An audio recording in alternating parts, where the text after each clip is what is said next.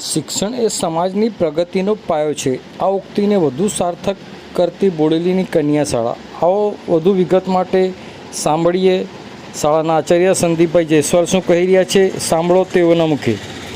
હું સંદીપ જયસ્વાલ બોડેલી કન્યા શાળા પીએમસી ગુજરાતના એસ્ટાટ આચાર્ય તરીકે આ શાળામાં ફરજ બજાવું છું. બોડેલી કન્યા શાળાની વાત કરું તો આ શાળા 1975માં બોડેલી તાલુકા શાળામાંથી અલગ પડી હતી. એની મૂળ શાળા બોડેલી તાલુકા શાળા તરીકે ઓળખાતી હતી, જેમાં કુમાર અને કન્યા મિશ્ર શાળા હતી. પરંતુ 1/10/1975ના રોજ આ શાળા કન્યા શાળા તરીકે અસ્તિત્વમાં આવી. હાલ આ શાળા પીએમસી ગુજરાત તરીકે એનો સમાવેશ થયેલ છે. એસએસ અંતર્ગત આ શાળાને 9 ઓરડા ફાળવેલા હતા, જેનો લાભ હાલ શાળાની બાળકીઓ લઈ રહી છે. આ શાળામાં બિલકુલ ખાનગી શાળા જેવી જ સુવિધાઓ ઉપલબ્ધ છે. શાળાની શરૂઆત પ્રાર્થના સંમેલનથી થાય છે, જેમાં પ્રાર્થના, ભજન, સમાચાર, સુવિચાર, વંદે માતરમ આ રીતે પ્રાર્થનાનું આખું સંમેલન યોજવામાં આવે છે. અને ત્યારબાદ એમનો સમયપત્રક મુજબ શાળાનું શૈક્ષણિક કાર્ય શરૂ થાય છે. જેમાં સૌપ્રથમ વાત કરું તો આ શાળામાં બાલવાટિકાથી ધોરણ 8ના વર્ગો કામ કરે છે. જેમાં બાલવાટિકા માટે સ્પેશિયલ એમના વર્ગ શિક્ષિકા બેન છે, જે પ્રવૃત્તિમય શિક્ષણ આપે છે. બાળકોને રમતા રમતા શીખવે છે અને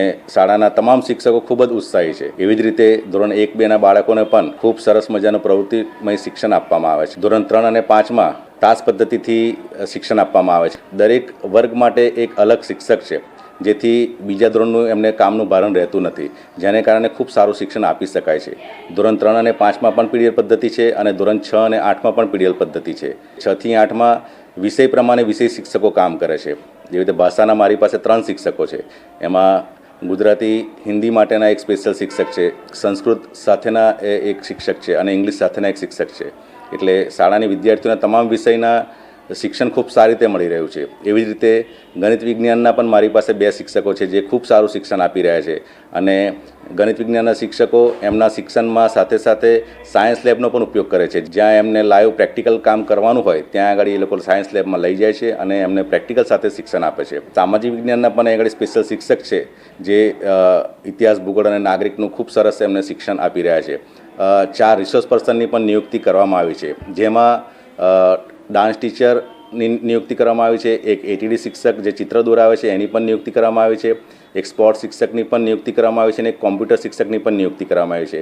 આ તમામનો ભરતી કરવાનો એકમાત્ર હેતુ એ છે કે બાળકોને તમામ વિષયનું નોલેજ પ્રોપર શિક્ષકો દ્વારા જ મળે, એ સરકારનો મુખ્ય અભિગમ છે.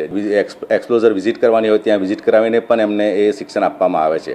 વોકેશનલ એજ્યુકેશન અંતર્ગત વિવિધ સંસ્થાઓની મુલાકાત પણ કરવામાં આવે છે, જે અંતર્ગત બાળકોને વ્યવસાયલક્ષી શિક્ષણની પણ માહિતી મળી રહી છે.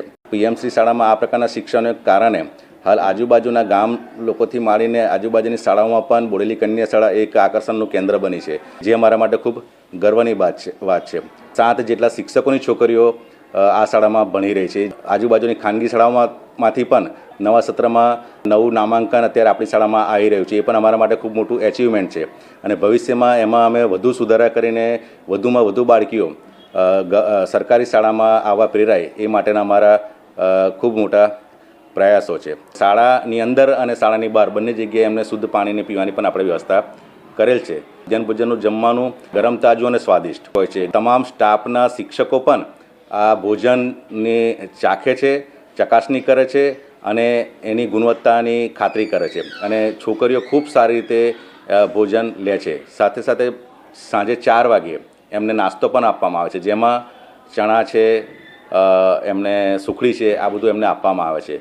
અને દૂધ પણ સવારે આપવામાં આવે છે. વાર્ષિક અલગ અલગ પ્રકારના ઉત્સવો હોય એમાં પણ આ શાળા નંબર 1 પર છે. અલગ અલગ એક્ટિવિટીમાં ભાગ લે છે. હાલ શાળા માટે ગૌરવ પામવાની બાબત જે ગણિત વિજ્ઞાન પ્રદર્શન હતું, એ ગણિત વિજ્ઞાન પ્રદર્શનમાં આ શાળા ઝોન કક્ષા લેવલ સુધી ગઈ હતી, જેને કારણે શાળાની બાળકીઓ ખૂબ ઉત્સાહિત થઈ હતી અને શાળાના શિક્ષકોમાં પણ નવો ઉર્જાનો સંચાર થયો હતો. છોકરીઓને પ્રોત્સાહિત કરવા માટે ખેલ મહાકુંભમાં 50 જેટલી છોકરીઓએ ભાગ લીધો હતો. 50 છોકરીઓને સ્પોર્ટ કીટ આપણે આપવામાં આવી હતી. તો આ રીતે સરકારશ્રીનો એક મુખ્ય અભિગમ છે કે છોકરીઓને અલગ અલગ એક્ટિવિટીમાં ભાગ લેવડાવો અને એમને પ્રોત્સાહન પણ પૂરું પાડો. તો આ રીતે આપણી બોડેલી કન્યા શાળા ખૂબ સુંદર રીતે કામ કરી રહી છે અને અમે હજુ આ શાળાને આગળ લઈ જવા માટે કટિબદ્ધ છે. જય હિન્દ, જય ભારત.